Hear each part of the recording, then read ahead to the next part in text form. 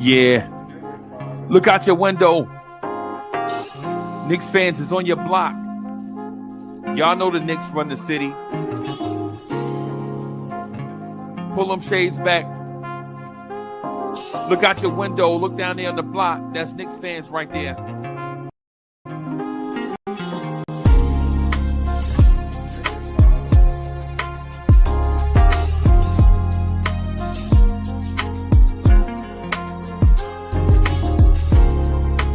It's about that time. It's about that time of the week where you get ready for your work week with the man that is so smooth. He does not require a chaser. Your main man, the real, still the real Anthony D. And your main man, Jersey's finest, the hood representative, Uncle Freezy.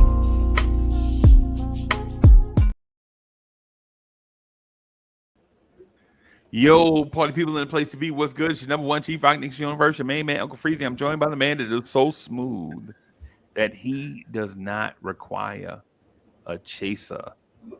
Anthony Yes. is in the building. Absolutely. Salute.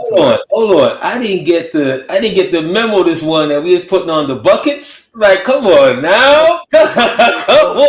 I could have put the bucket on. Stop it. Bro. Salute. Stop it. We could have had an EPMD situation right now. Bro, you ain't a G if you ain't got a bucket hat. You should have at least 2 or 3 of them. But if you ain't got one, you need to get your life together. Absolutely. Absolutely. Salute to you. Good morning, sir. Good morning. I'm not even going to forget. Good morning to the chat. You know, we've been slacking on that, making sure we salute the chat early in the morning. Chat for joining us again.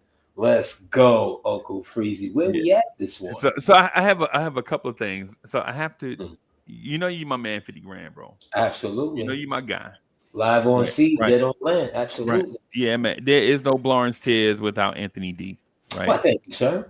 Thank you. So I appreciate that. I appreciate that, everybody.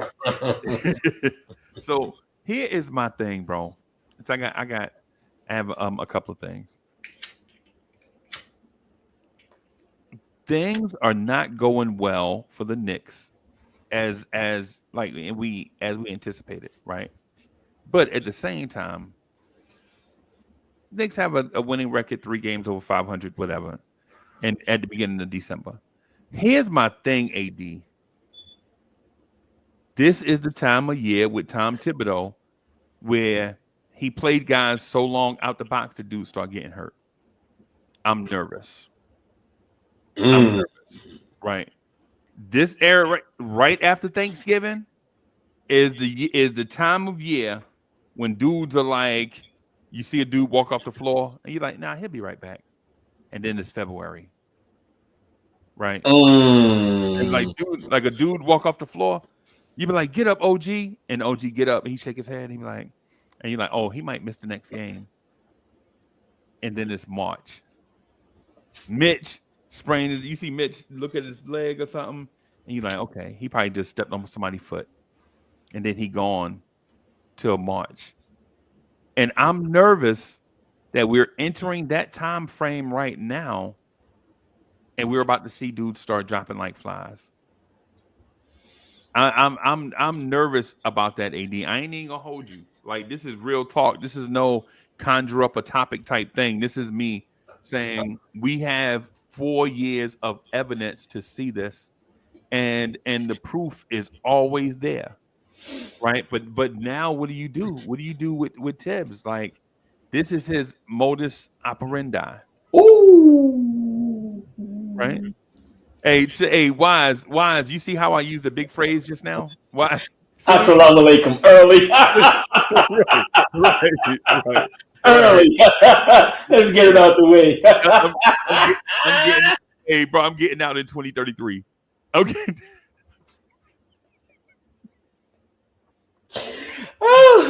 right. Oh my God. Oh, all right. So you nervous? I got 8 years in the wake up. Yeah. You get nervous. I did not expect for you to start there this morning. I can't even lie to you. Yeah. You hit me with a gut punch. Yeah. Because Hit me with your best shot. Fire away. Don't be rocking them 80s rock like Yeah, I man. wasn't rocking with that. Like I Yeah, wasn't man. rocking with that. Pat Benatar and all of them. Stop Yeah, playing. Don't let me call man. them out. But we'll get back to that. Yeah. But to me, or the proof I've always seen at this time of the year is that he then circles the wagon. Right. Because it's always the first 20 games. He sees who he can trust. He sees what's what he kind of allowed him to do to figure out the chemistry and all of that. And then all of a sudden, he locks in. Right. This year is a little different because Precious was hurt out the gate. Out the gate, bro. Mitch was hurt since 1933. This is 1933, bro. Okay? So, and you got young guys, especially in the front line, right? That don't know what they can give you. You don't know. You don't know. You don't know. Right. So we're already documented, or at least I am. I never wanted Cat to play this much center, but he's like, oh, he got to graduate. He's a center. Da da da da. Okay, but those MVP numbers comes with something. Tibbs is in the business to win games. He's not in the business to lose games. You know what it would look like right now if he was 500 or under, or one game under 500? We'd be calling for him to be fired. Right now, we'd be like, he doesn't know what to do with a Rolls Royce. He's only used to driving deuce and quarters. Shout out to the deuce and a quarter drivers out there, man. Yeah. He only used to the deuce and a quarter. The Datsun Z39. Yeah, yeah. You know, all of those that you pull up in a gas station, you better had bought gas for the next 15 weeks in 1977 because there was no gas. There was no gas. Right? So that could be the narrative right now. But guess what, ladies and gentlemen? It's not. It's just where he's always at, 20 games in. He's going to batten the hatches. Okay. Precious is going to come back. Things will start making more sense, especially in the front court. In the back court, things will start making more sense. You're not going to see the likes of the Kesslers unless something really happens. Because that's what he does this time of year, Freezy. So I say all of that to say, don't be nervous, my brother. Tibbs got this. It's just, it's time now for management to do something, to add a little something. And when I say by that, I mean get up off the draft picks already. Okay? No one cares about 2035. Right. Okay? Get up off the draft picks already. Fortify this team. You need another big. Right. Okay? Yeah. And let's go. Right. Okay. So I'm not nervous. No way, no how. We haven't had Cat since Ewing. I'm extremely nervous, bro. I ain't even go front. Time I see that dude, I'm like, oh my God, why wasn't you already? Did you watch him give it to Joker the other night? Yes. Absolutely.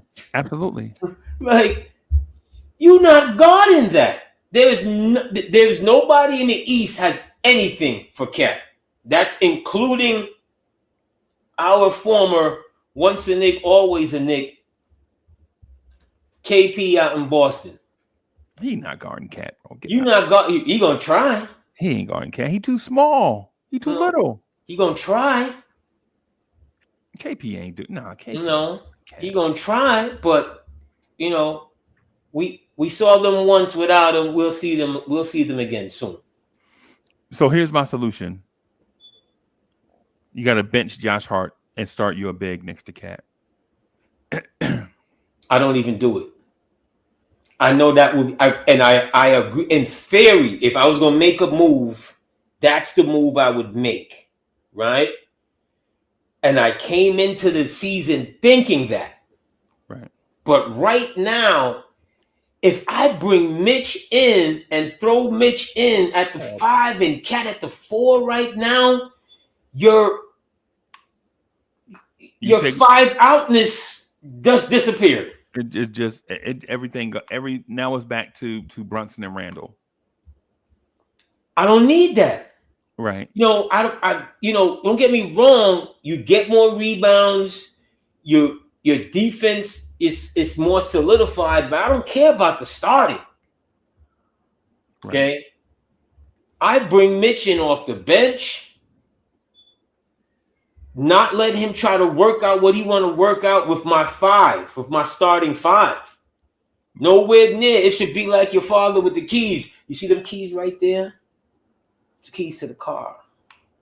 You don't touch those keys to the car. Right. And who's the car? Cat, Brunson, Bridges, OG. Right. I think the Knicks need to add an element of size with that unit. Right, we have to, bro. But the thing is, see, we're in that catch-22 where the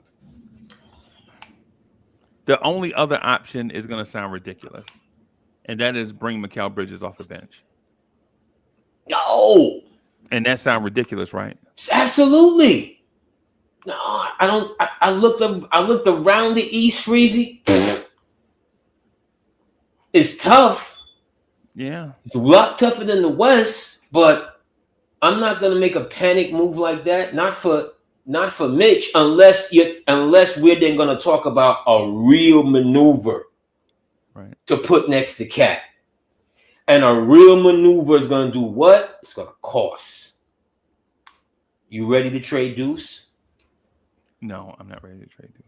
If you touch another Nova boy, I guarantee you there'd be mutiny in the Brunson crime family. Right.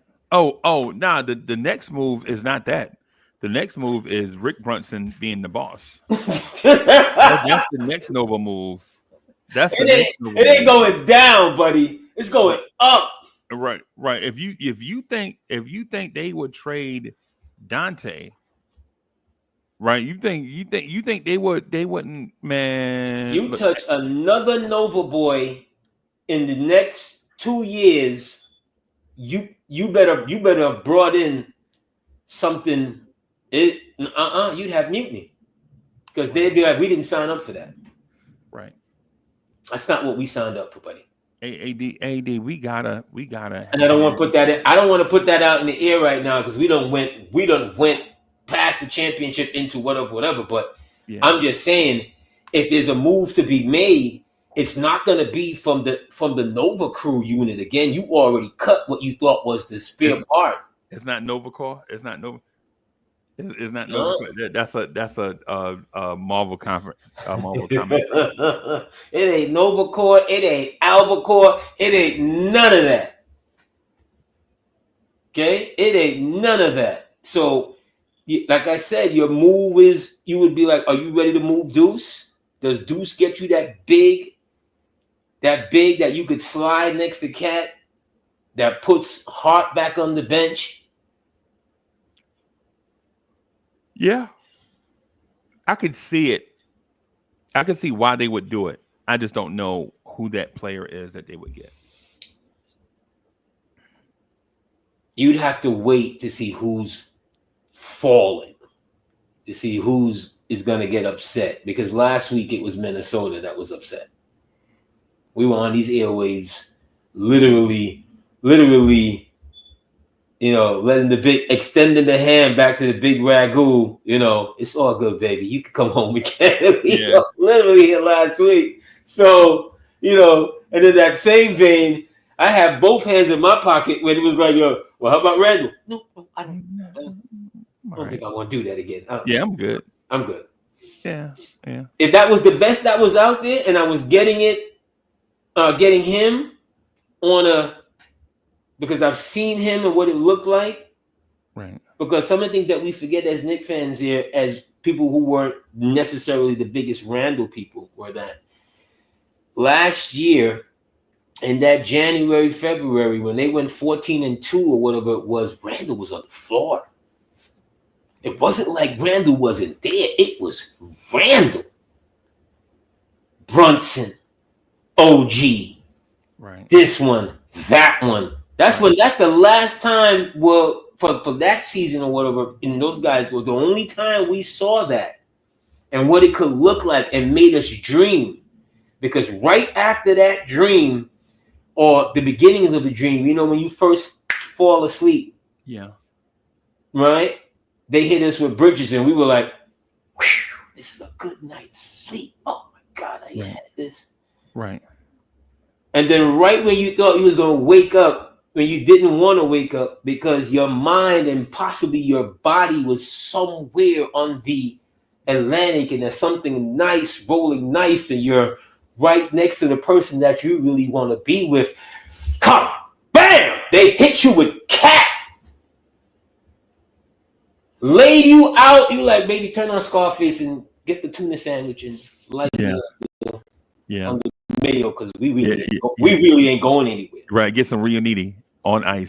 Get some Riuniti on ice, because we really ain't going anywhere. Right. That's what the Knicks did to us which we had never experienced as Knicks fans.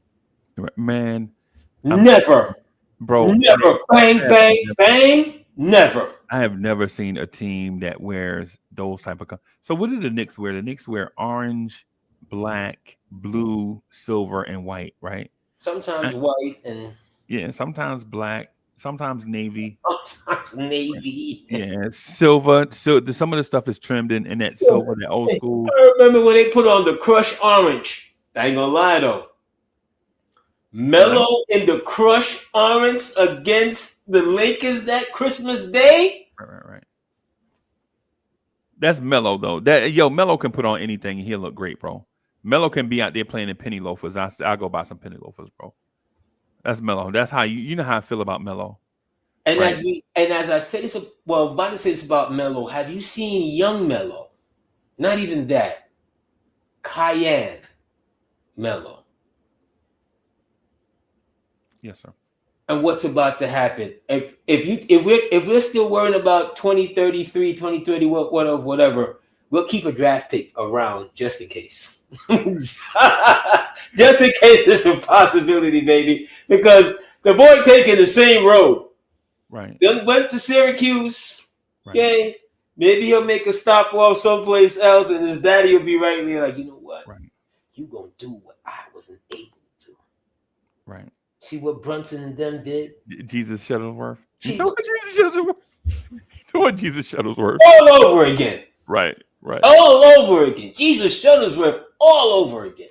Right. And what I like, because I've heard, because all of a sudden he has absolutely blossomed.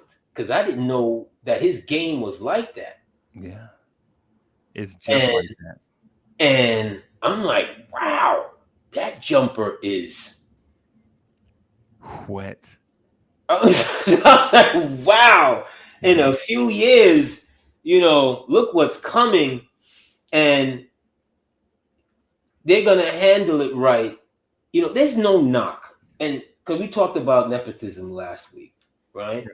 Right. And again, I've been on this airwaves, you was on this airwaves, and we talked about, what's wrong with it. And, but here's kind of the flip side of how to maneuver things and where father is guiding son to go to college because at least for the year, he'll mature.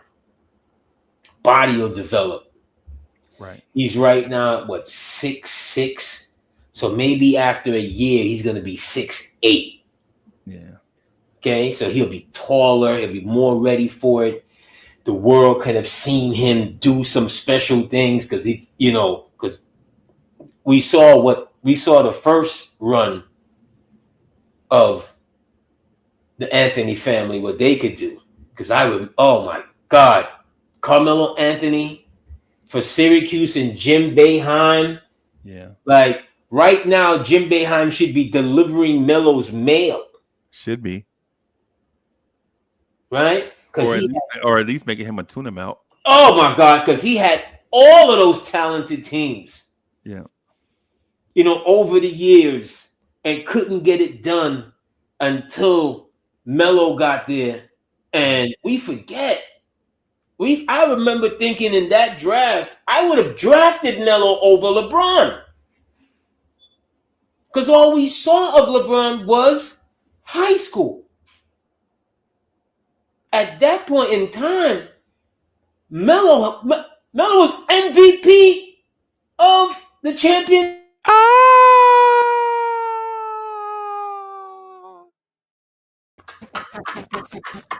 I would have. That man said. I would have club, but that's all we saw, Freezy. Right, Freezy, could you have blamed me if I drafted Melo, if someone drafted Melo over LeBron? No, I would have blamed you. Now I would have thought differently. I'd have been like, trade up to get the top 2 picks so I can get Melo and LeBron. Is probably what I would have been thinking. I would have mortgaged my entire universe to get Melo and LeBron. I'd have traded all my picks. They would have been like, hey, yo, you want 5 first-round picks for Melo? Done. Whatever. Right. I'd have tried to trade it now, but you got to take LeBron. In my mind, you got to take LeBron number 1 because dudes at that time, he was like 6'8", 240 and came into the league as the fastest dude in the league at 240. Okay. You at that 19-year-old LeBron is faster than 30-year-old Allen Iverson, bro. Absolutely. Oh my God, he's probably faster than 19-year-old Allen Iverson. And 19-year-old Iverson was an absolute blur. Was a blur. And he was a train wreck. I'm just saying from what we saw, okay? Remember, the first time we saw LeBron really nationally was a national high school game on ESPN. Yeah. Right? And it was like, all right, okay, I get what everyone or what I'm hearing from Dickie V, and he gave him he gave him the diaper dandy, and they're like, this is the best thing since everything. He's a baby, Jordan, baby. Yeah. He was like, that man is Jordan and Magic Johnson combined, is what that man was saying. Yeah, but that was high school. And he was great. Don't get me wrong, he was great, but did he live up to the hype? Absolutely. More than that. But at that time, right, Carmelo Anthony.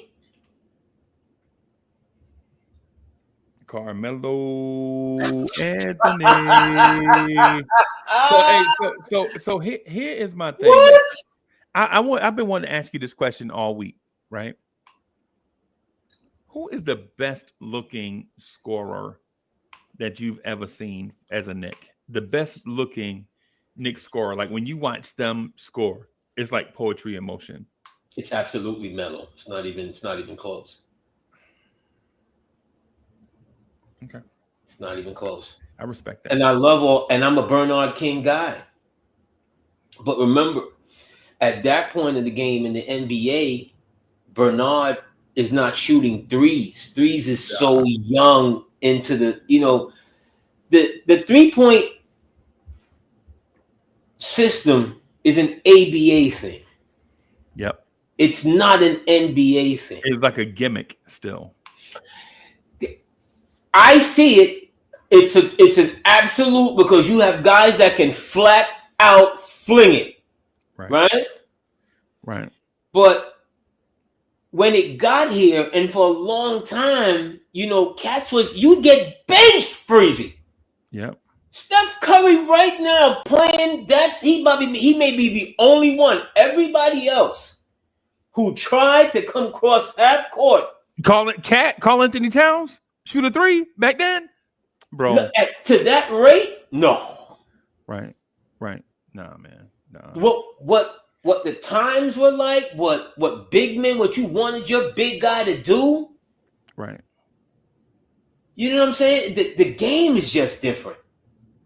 And don't get me wrong, I'm one of the last people to really get on board. I remember when Golden State was really taking off, and I was calling it the Chuck, Cluck, and Duck. Right. Because it was the D'Antoni thing. Right. And I hated the D'Antoni thing. I really didn't, because he just believed in more and more. You ever put too much hot sauce on your food? Yes. Or too much something on the food and it just wrecks it? Salt. Yes, that was D'Antoni. He just believed in it. He just bit more threes. You can never have enough threes. And then the league fell in line with it, as if he won anything. Right. Here's the effing problem. All those teams in Phoenix that was winning, I think he had an average of 58 wins in 4 years or something like that. Chat, tell me if I'm wrong. Right? They were getting wrapped. Their two-time MVP, Steve Nash, got bloody. Right. Right? Robert Ory sent that man into the 5th row. Yep. All them threes and all of that, he made millionaires out of dudes. Yep. We thought Quentin Richardson was going to be something. A great scoring. The moment they gave him the deal, they were like, oh, right. We done did something wrong. Where can we trade him to? Oh, there's Isaiah Thomas with his dumb ass in the Knicks. Yeah. There's Isaiah Thomas. We're going to give him and Brandy. 2 for 1. 2 for 1, Bim. Take that. Take that.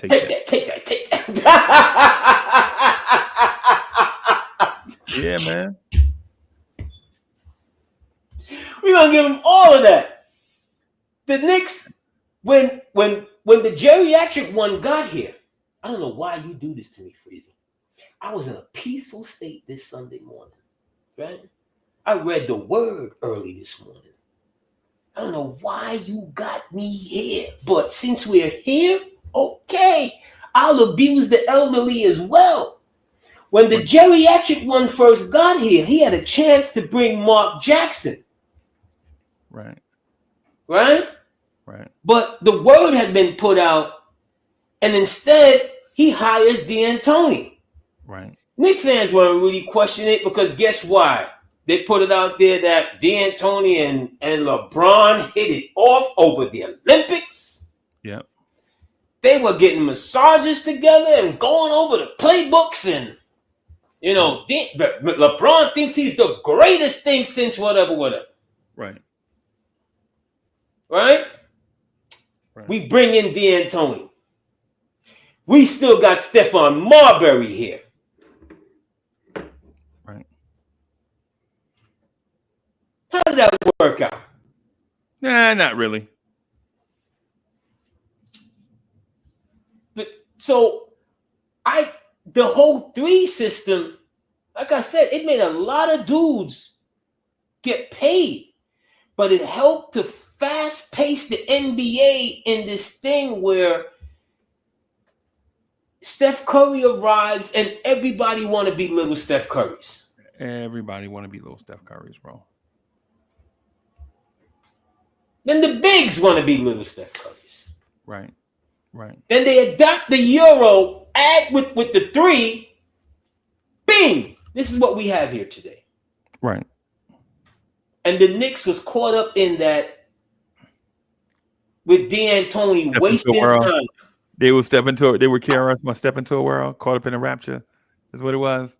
Caught up in a moment. Take that.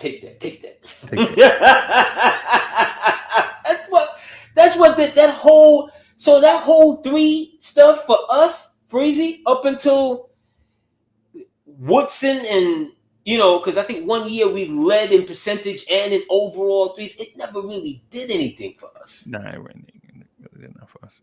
It made Melo, to the earlier point of best scorer, it made him all of a sudden more devastating. I think I would rather watch Cat score than Melo.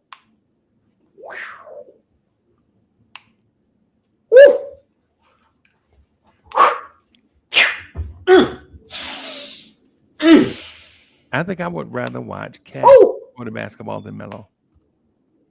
And it's nothing against Melo. You know, Melo's my man, bro. Melo's my man. Right? I'm thinking about naming my grandbaby Carmelo Anthony.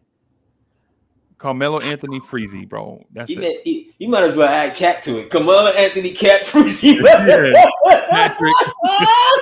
Patrick Bernard Clyde. You know we Nigerian. You know we Nigerian. We got 19 name anyway. You know we Nigerian, so we got 19 name anyway. So they don't even. I got 8 years in the wake up. Right. So yeah. Yeah. So the reason why I would rather watch Cat score is not because Melo wasn't magnificent. It's usual to watch a 6'8" scoring machine score in a number of ways, right? Like you can find a 6'8" scorer anywhere USA, and it'll be a beautiful thing to watch. But when you watch 7-footers take another 7-footer off the dribble with his left hand and dunk with his right hand going away from the rim, or when you see him jab step left and go with his right hand going to the rim and throw it down in the crowd, or when you see him jab step and send him back up a step and he shoot the 3 in their face, you like, yo, I ain't never seen nothing like this before. Mm-hmm. You know what I'm saying? And listen, I know what Jokic is. Jokic is a stationary scorer. He's a great stationary scorer, right? And I know Embiid is a great jump shooter that's a foul baiter that could score off foul baiting, right? But the movement scorer, it's like poetry in motion watching Cat, bro. You know, and am I saying he the best player? Nah, I'm just merely talking about the scoring aspect of it. I'm not saying who's the best player, right? That's not what I'm saying. I'm just saying that watching a 7-foot, 250-pound man take centers left or right with either hand, fake one way, go the other, finish at the rim, shoot the J, and then when he foul, go to the free throw line and hit his free throws. Mm-hmm. I'm saying, to me, that's like poetry in motion. Now, am I saying he's better than Melo? No. Am I saying he's better than Bernard King? No. I think Bernard King is better than all those. I think Bernard King as a player is probably the second best player to ever play for the Knicks since 1980. Right? That line of demarcation. You know how you got to draw a line in the sand somewhere? You like, you know, you can't go all the way back to 1957. AD and BC. Yeah, 1980 is the line of demarcation for me. Right. Okay, I think Bernard King, Pat Ewing are 1 and 2. Right. I think Pat Ewing to me is the greatest center of all time. Right. We know. To me, there's no. We've tested you for delirium already with that. Yeah, bro. Y'all wildin'. Come on, man. Here's why you're wildin'. But before we even touch on that, right? Let's stay right there with this best scorer thing here for a second. Right? And here's why I didn't want to do it to Cat. No, I said best looking scorer. I didn't say best scorer. Oh, best looking scorer. Well, right. But best looking scorer, you mean like style points? Yeah, the way it looked. Yeah, that's what I'm getting at. Oh, well. Yeah. Because Bernard King is the best scorer. Well, I mean, that ain't even up for debate. All right, because I was thinking someplace else, but if it's just style points, he's definitely not a better looking style points than Melo, because the thing with Melo is, and this is where I want Cat to get to, right? When you get to the playoffs, I don't care about these games. Well, I do, because in order to get to the playoffs, you got to do what you have to do on these nights. Ralph Tresvant, yeah, do what you got to do. Yeah. Melo wouldn't take nights off. You understand what I'm saying? When you a scorer, Freezy, it's like you a hoofer. Because hoofers, when you real tap dancing, you really get it in. Right. You really, at any moment in time, even you a battle rapper, any moment in time, your opponent is there, Really? whatever. You could be in the supermarket, you could be dropping your clothes, you could be in a laundromat, whatever. And it's time for bars. It's time for bars. There's been moments in Cats pre-Nickdom where the bars weren't ready. We can't have that here in the Knicks. You understand? Right. With Melo, whether it was LeBron, D Wade, listen to Paul Pierce talk about who's the worst person for him to match up against. It's Melo. I didn't even realize that Melo was giving it up like that, physically down low. I'm watching it. I heard Melo was saying the other day when he played against D Wade or whatever, he was like, yo, I didn't have to put my hands up and whatever. I could just do one thing and you weren't going to be able to make that move. Right. And he was talking to Shumpert. And he said all he did to Shumpert was jab Shumpert right here, a quick shot right. Yeah. I know what you're talking about. I've seen Melo do it. And that's it. And Shumpert was like, yo, I was stuck. I couldn't do anything else. Right. That's an old man move. Yeah. Yeah. Right? So there was a lot more to his game physically. And for me, Cat styling is nice and left hand, left shoulder, go over, up and under. When he finishing at the rim, layup package. He take his man off the dribble, all of that. Some of the way he contorts his body, I think I wish he wouldn't, because I can see an injury happening. It is after. I think I wish he would. I think I wish he just go up, either get foul or don't, and let the chips. But some of that, when you 7 feet and then you're trying to do what a 6'2", 6'3" guy does, it's not going to work for you long period. Right. See, look what we now have in Philly. And they just gave him $200 million. That dude was always soft, bro. But they just gave him $200 million for the next 3 years. That's Embiid, bro. That's Philly. That's what Philly do. They're gonna trade him, bro. I promise you. This dude is going to get traded, bro. That's what Philly do. When you get 30, 31, Philly like, Who's taking him? Yeah, some crazy. Because he's not going to just go wherever you want him to go. Who's taking him? Yeah, he going to go wherever. Yeah, he going to go. He is going to go. What can he say? No? No, he can say no, but a player with his ilk or whatever, he's only going to go to a couple of places that are going to be winning places. Who's taking? Nah, they're going to winning situation right now is taken. Nah, they're going to trade that man somewhere. They're going to get that man off the radar. At $200 million? Yep. I don't see it. And they deserve each other. Right. You see, I want them to sit and go through this as a competitor or whatever. It sucks for Maxey because he's a young dude. It sucks for Jared McCain, the young dude, the young bucket they got. Yeah, when you got Maxey Kirk telling him you're late for everything, buddy. Right. You know who gonna trade? Brooklyn. What do they have to lose? Brooklyn. What do they have to lose? Brooklyn. Nothing. Yes. And it's not like and it's not like relationship. And it's not like this is a new thing. Uncle Freezy, this is something new. No, but this ain't something new.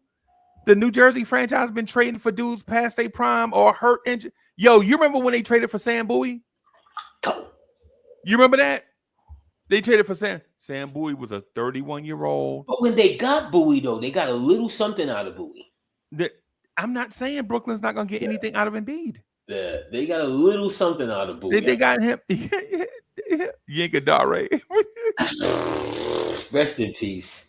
Yinka, the worst NBA nickname ever. Yinka the Stinker. Yo, can you imagine somebody calling you? Can you imagine somebody calling you?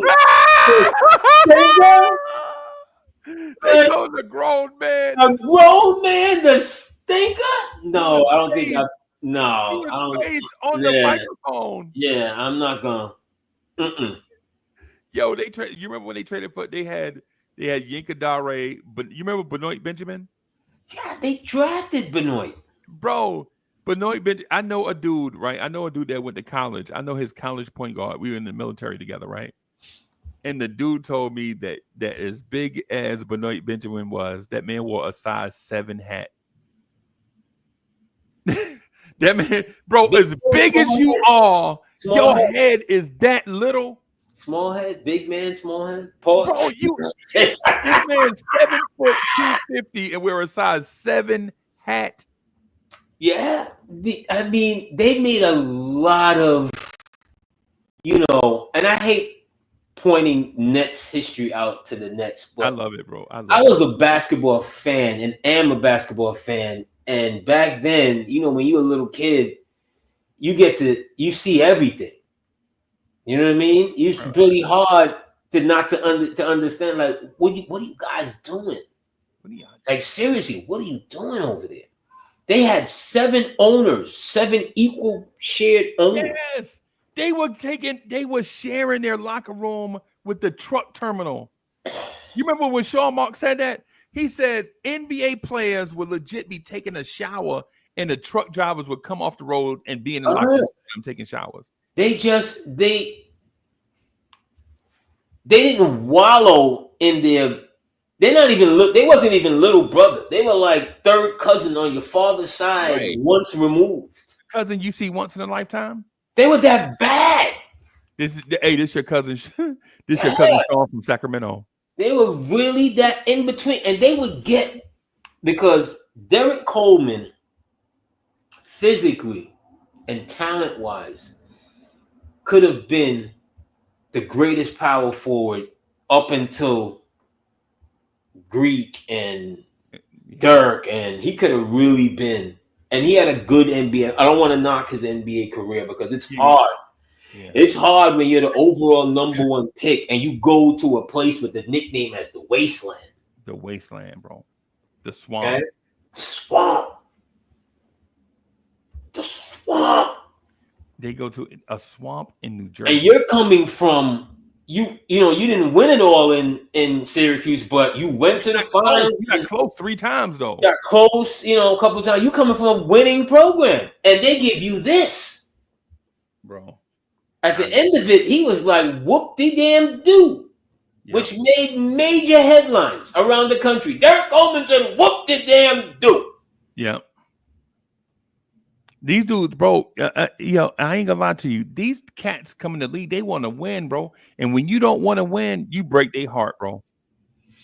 I honestly think that's what happened to Colin Sexton. Remember the Cleveland point guard, Colin Sexton? But that dude wanted to win. He got to Cleveland, and they weren't trying to win. But here's the thing, though. At least Cleveland at that moment in time, they were coming off LeBron or whatever, but they still had like some semblance of winning because they had won for a few years, right? He comes in when they're getting picks from the NBA but they're just failing at it. They're drafting Bennett and Tristan Thompson and the NBA literally gave him Irving 1, 4, 6, 7 following year they legit gave them Andrew Wiggins and Kyrie Irving, bro. Yeah, and a couple of they kept fucking up all the middle pieces. Right. Yep. They drafted Dion Waiters, who was a good college player and all. Don't get me wrong, but Bennett, I never even heard of him until Anthony Bennett. Night. Right. Yeah. I'm like, who? Bro. But to college. Cleveland, I don't feel sorry for them because they could have had a backcourt of Darius Garland and Shai Gilgeous-Alexander. They chose not to. They chose not to draft SGA. They chose to draft Colin Sexton. Yes. Right? That's on them. Sorry, I don't feel sorry, but not sorry, right? You know what I'm saying? It's one of the things where, they don't want chose to trade for Jarrett Allen. Jarrett Allen played for his first few years in Brooklyn. I mean, they got pieces out of it. when they traded to Brooklyn or whatever. But their thing was they're still coming off of the previous, of the LeBron area and so forth, and still trying to, but they just messed it up. But with Jersey was bad, like real bad for a long time in spaces. Yeah. You know what I mean? Like after Michael Ray, they're drafting Dennis Hobson.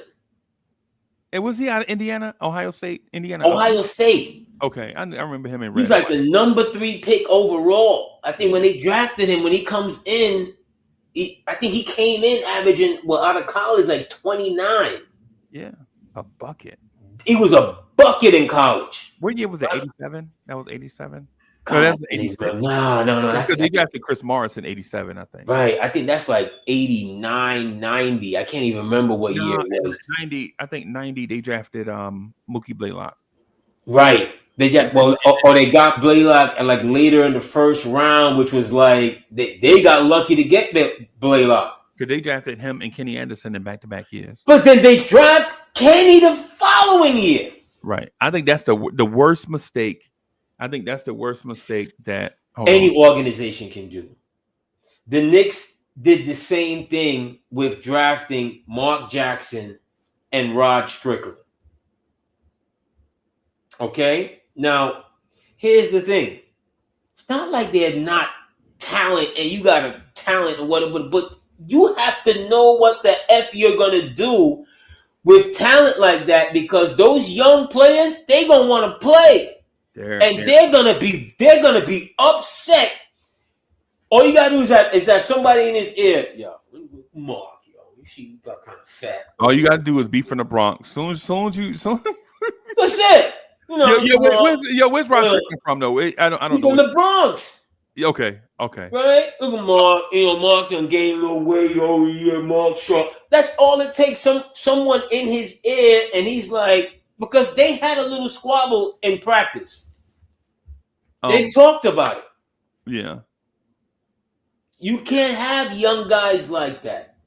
They did this in Cleveland when they had Price and Kevin Johnson, future mayor of Sacramento or whatever the hell he came out in Sacramento. And Terrell Brandon was on the way. Yep. And you know who was there when they had Mark Price and right before Kevin Johnson?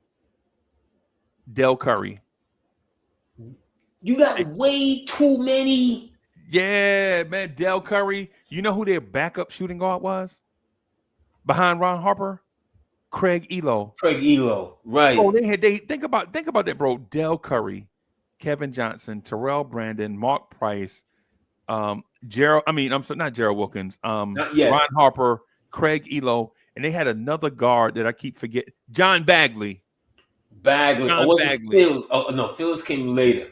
Yeah, But Bagley. You got too many of these same pieces. John Bagley was the dude built like Tim Hardaway, like 6 foot, like 210. The real stocky build point guard. Yeah. Nice handle.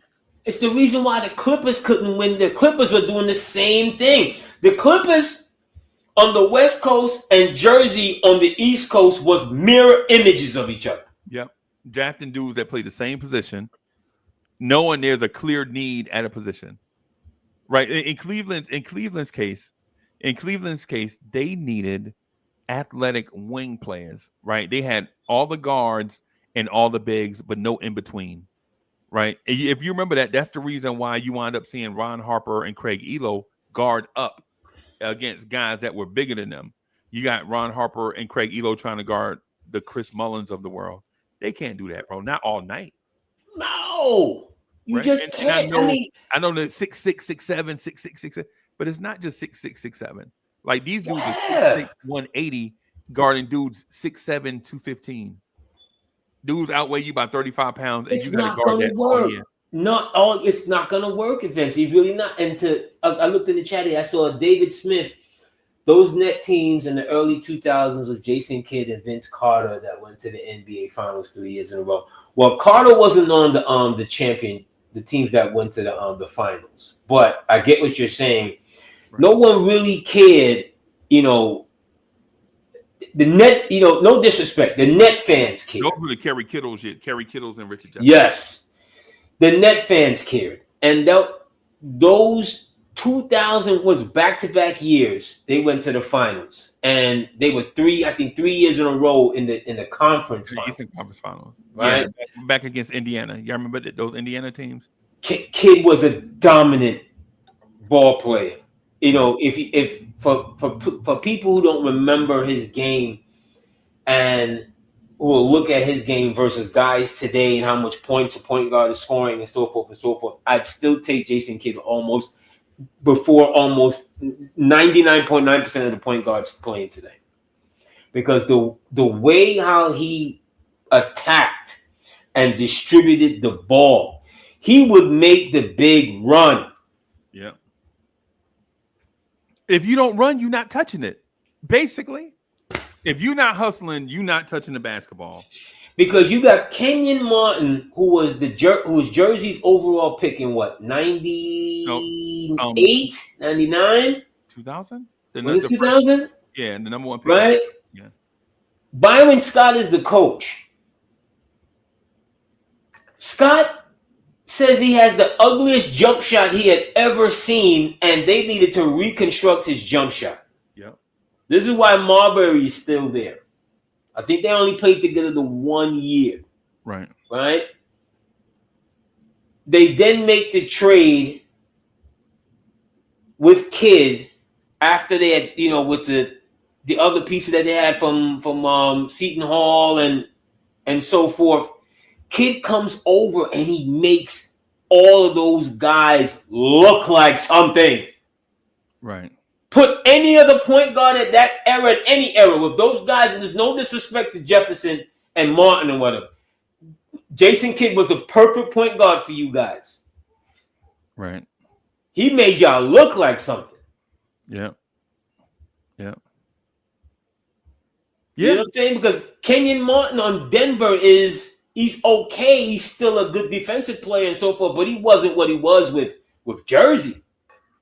Nah. Jefferson's best years are with Jersey. Right. Who's the point guard? Kidd. When Vince Carter got here, the fall from Toronto to New Jersey.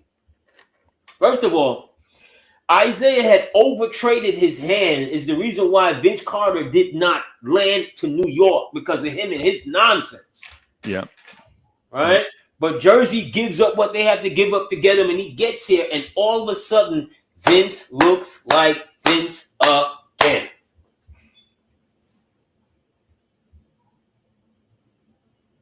For those 2 years, even after Kidd, when they traded Kidd and so forth, and Vince was still here, Vince had a nice little moment here in this area. Right. And it started with Kidd. I know y'all was rooting for New Jersey, bro. I know y'all loved them gray uniforms with the acid wash and all that shit. No, I couldn't take him because you know what? He reveled in kicking our ass. Really, when they had a chance to beat the Knicks, they beat us up. But that was our fault, though. That was our fault, bro. No, we sucked. Yeah. You talking about the years right after Pat Ewing was traded, or right during that time when Pat Ewing was traded? Yes, Pat was traded in what, 2002? Right. I think so. It was like 2002, right in that era. Instead of rebuilding on the spot, right? Because before Pat, we were trash. Remember, we earned the number one pick in the draft in '85. We earned that shit, right? And because when Bernard went down, we looked at the rest of the roster, was like, okay, we appreciate Bernard King now. This is horrible. The rest of the roster turned around and was like, God damn. Right. It make you think like, damn, Bernard was carrying that every night. Well, you got to think, God damn, really? Because we sucked immediately. Yep. Soon as Bernard King went down, you was like, oh shit, damn, that's why his knee went out. He was carrying 14 months every night. Every night. bro. Every night. Bro, and so I guess this is our full circle moment, bro, because when I started the show, I was like, yo, after Thanksgiving, every year with Tom Thibodeau, cats get hurt. Right. And so this is my moment to say, since it's full circle, right? I'm scared, AD, that somebody gonna hit the floor and they not gonna get up. Right? That's like believing in things that go bump in the night, yo. I can't live like that. Very superstitious. Yeah, Stevie Wonder said it, baby. You know what I mean? I Right. can't, Oh. right? I can't live like that because as Knicks fans, like I said, in the journey back here, we talked about what the dreams were like. The nice waking up in the morning, like that was not a dream. Cat really is here. It wasn't a secret fantasy. You know what I mean? It was not a secret fantasy. It wasn't a dream. The Knicks literally gave 5 first-round picks to Bridges. The conversations that we were having, like we were like, all right, we didn't know what's gonna happen, whatever. And we're like, oh yes, great. Come on now. I'm not nervous at all. I want the Knicks, again, I want them to actually make that maneuver, but not mess up what we have. We need another front court player. If Mitch is not coming back till God knows when, by default, we're gonna, to your point, Freezy, of nervousness, this is where guys get hurt if you don't make a move to fortify. Yeah. See what I'm saying? So it's not Tibbs, you know what I'm saying? But I'm sure he's saying to them, hey, what do we care about 2029? Right. It's not about that. It's about the here and the now. It's about Brunson taking how much money less. Yeah, that was a thing, right? Remember that? Yeah, it's about you getting Cat in here. It's about the moves that you've made. You can't make these moves and then tell people, well, we wasn't really looking to win the championship. What world is that a sufficient answer? Nowhere. So come on now. At some point in time, I expect for this team to make a move to help bolster this thing. We're gonna have to do something. Well, the first move of the month was send Takanagi to the G League. Yeah. Because, like I said, he starts to cut guys and he starts gearing down. He's not ready, or I'm not saying he's not ready, but he's not a part of this right now. Right. He's a young dude, and I remember saying a few months ago that, he should be in the G League. He should be playing every night. He should be playing every night. Because you're not going to play every night here. Because why? This team is on a different track than you are. We're going to notice every time you don't get a rebound. Right. If the ball is close with him. Because that's for a veteran person who's in a position of helping us win it all. That's not you right now. Right. And plus Tibbs is going to run a 4-man rotation anyway. So would you be mad if you heard that he was in a trade to get this piece that we talked about? No. I would be.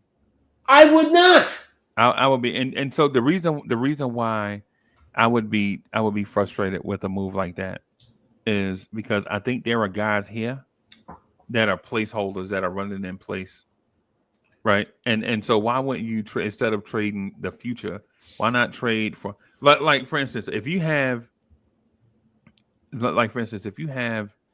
10 steaks in the freezer, right? And then you have a month's worth of ramen noodles, right? Am I going to trade those 10 steaks? Nah, I'm going to get rid of them damn ramen noodles, right? We got ramen noodles on the roster, right? We could trade some of those guys, man. Like I'll give an example of why this moment is a treacherous moment to navigate. The Knicks run an 8-man rotation with 3 point guards in it.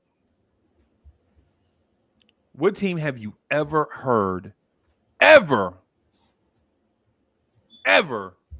have a 8-man rotation with 3 point guards in it?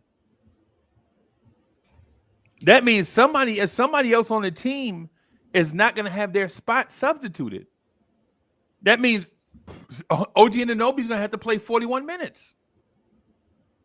That means Josh Hart is going to have to play 40 minutes because you don't have a guy to substitute for them.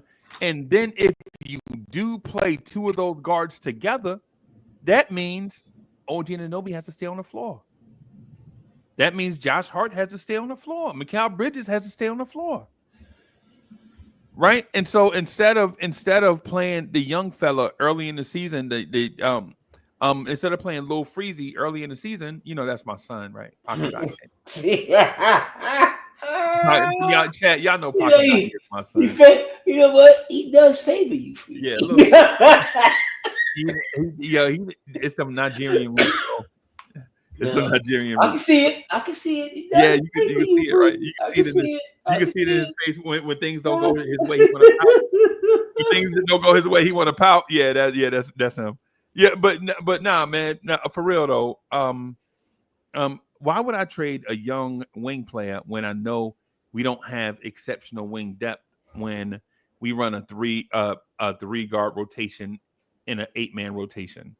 It don't make sense to me. It boggles my mind. It depends on what I'm getting back, Freezy, and what I'm willing to, and in what I'm getting back contractually, what I'm willing to absorb.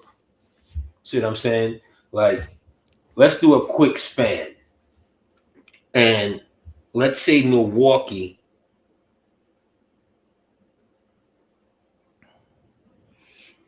decides that they could move on from Portis, excuse me. Right. That 6'10" can shoot the three, physical as all hell. We've seen him before. He's been a part of a championship team. He's a veteran, right? I'd gobble that up. Thanksgiving, all over again. Mac and cheese, baby. I'd gobble that up. But AD, here's the thing. Because he would fit, Freezy. He could shoot the three, the pick and pop. He slide right there. But the Milwaukee Bucks are the hottest team in basketball right now. Why would they trade Bobby Portis? Like I said, but I don't think that they're gonna sustain that. Okay. Yeah, they're the hottest team in basketball right now, bro. I don't think they're gonna sustain that. They started. I've been killing them. You've heard me on this airways. I've been killing them overall. I don't think they're gonna sustain that. Okay. I'm just saying. That's why I looked at them as a potential team. That's me and my fantasy, a dream. It's just a fantasy. Yep. Yeah, it's just a fantasy. Y'all remember that song? Teddy Riley featuring Teddy Riley, baby. But Freezy, I do got to rock, sir. Yeah, man. We gotta leave it right there, man. But it's a pleasure as always. Yo, what the Jets gonna do? We're gonna win this afternoon. Aaron Rodgers, 2025, baby. Thank you very much for joining us. We don't know where this journey started, but we know where it ended once again with the fans, with you. Look for me and Freezy in the whirlwind. Garvey.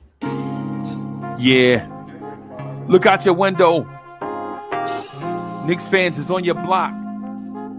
Y'all know the Knicks run the city. Pull them shades back.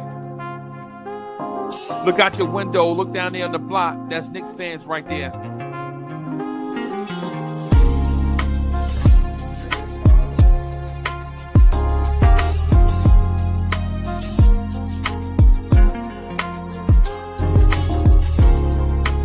It's about that time. It's about that time of the week where you get ready for your work week with the man that is so smooth he does not require a chaser Your main man, the real